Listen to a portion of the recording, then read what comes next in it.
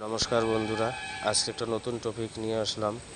যাদের সর্দিতে নাক বন্ধ হয়ে যায়, নিঃশ্বাস নিতে পারেন না, কোনো সময় দেখা যায় অর্ধেক রাতে বা মধ্যরাতে যে কোনো সময় হঠাৎ দেখা যায় এমন সর্দি লেগেছে, ডাক্তার নেই, ও সময় আপনারা নিঃশ্বাস নিতে পারতেছেন না, হা করে নিঃশ্বাস নিতে হয়।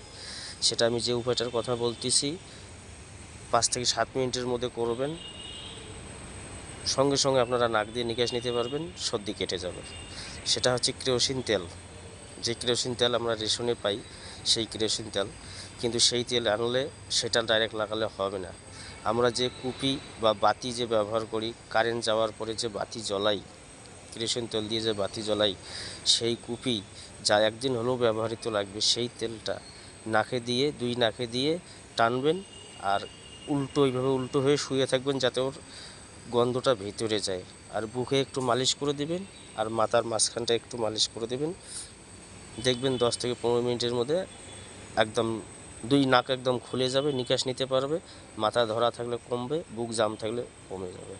যাই হোক, যদি আমার ভিডিওটা ভালো লাগে, লাইক শেয়ার সাবস্ক্রাইব অবশ্যই বন্ধুদের সঙ্গে শেয়ার করবেন। আমার এই ভিডিওটা এখানে সমাপ্ত করছি। আবার দেখা হবে আরেকটা ভিডিও নিয়ে। নমস্কার।